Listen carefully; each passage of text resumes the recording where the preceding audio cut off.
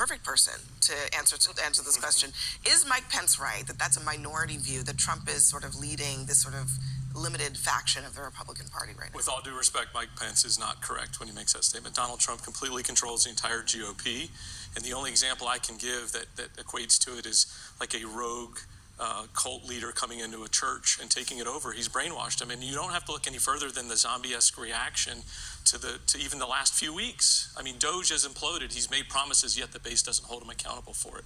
We've spent trillions of dollars in debt that he promised that we wouldn't. We still have wars in Ukraine raging, and he's taken the sides of Vladimir Putin until the last few hours. This is not the Republican Party that I grew up in. And I don't think it's ever coming back. I think it's gone. I think it's gone for good. They're in the ditch, and they just don't know it yet. How are we in the ditch?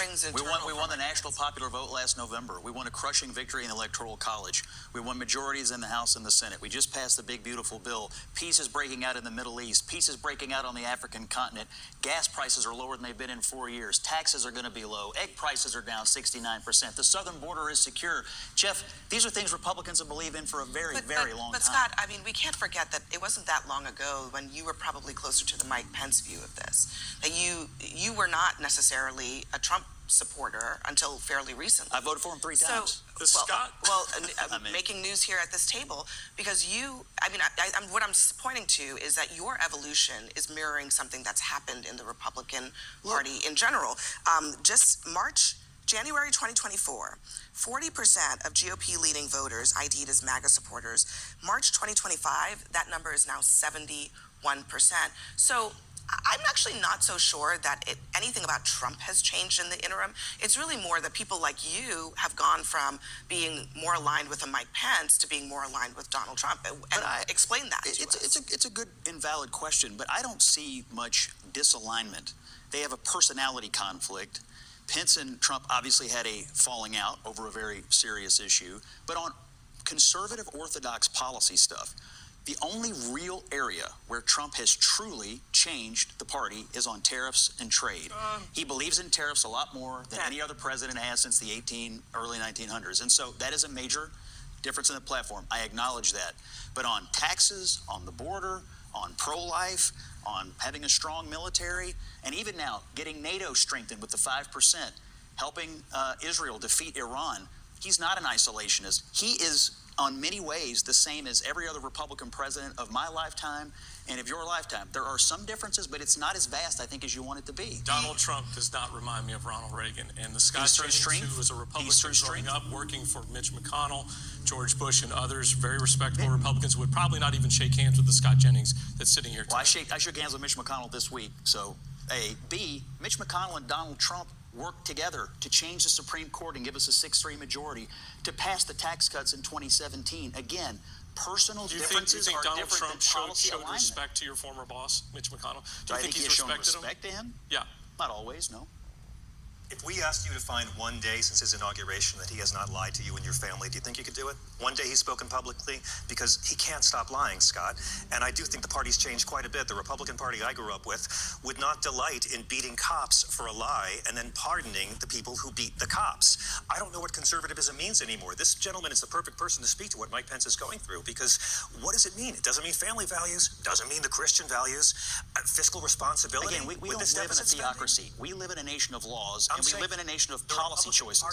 Our policy choices today are basically the same as Republican policy choices, with the exception of tariffs, which I acknowledge.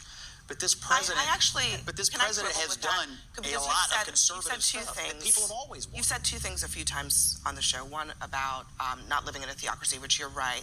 But it is also true, and I think this is John's point, that for many decades, the Republican Party, and even under Trump, says explicitly, we are a Judeo-Christian society.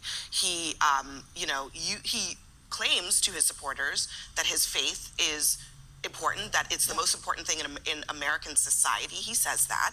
That the Bible should be taught in schools, that he is selling a Bible with his name on it. So there's that.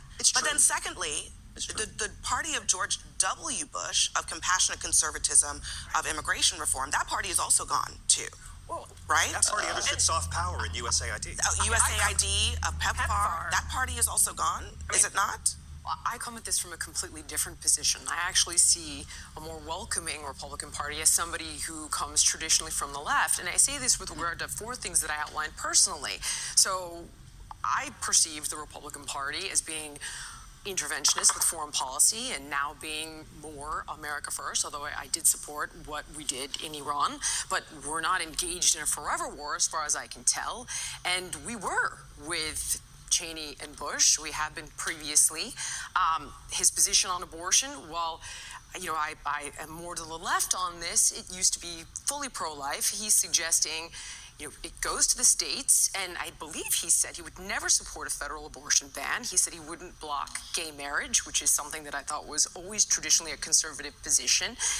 And the tariffs thing, as you mentioned, as far as I can remember, conservatives were globalists. They were for free trade, and it arguably hollowed out the middle class. So I'm with Trump on that. Yeah, I mean, look, I think that this divide right here, I mean, you're demonstrating a lot of reasons why Trump was able to actually make inroads in Democratic constituencies, but you're suggesting that he's the same old Republican as everybody else. No. But I think that Jillian His is attitude's perhaps proof that that's not the case. His attitude and his ability to get things done, his spirit, the way he fights the left, the way he fights for free speech and Western civilization, and the way he's open to coalition building and building non-traditional alliances is a key political that talent. explains your support for Trump, but I think that that Jillian is correct that on those policy issues, Trump has tried to be somewhere in, dare I say, a bit of the mushy middle on some of this stuff.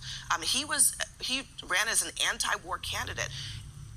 What he ran on versus how he actually governs, it shifts. But what he ran on, what he pulled people in on, I think is the difference here. But I think we also the two of you. can't ignore not only Jeff and the divides here at the table, but the millions of people, thousands of people who consider themselves anti-Trump, who were once Republicans, and a whole movement of Republicans who, I can remember sitting at a meeting leading up to this election. I've got Bill Kristol sitting here. I've got, former friends, conservatives from across the aisle. We were all aligned in how do we defeat Trump. It was a meeting. How'd it work out? You know what, Scott? I'm just asking. All right. Well, I'll tell you what. I'll tell you what. He's underwater on every single issue. Hold on. Why don't you let me finish? Guys, we got to go. My only point is, I think you can't ignore the fact that there are thousands of people who consider themselves traditional Republicans, like Jeff, who no longer see a home in the Republican Party.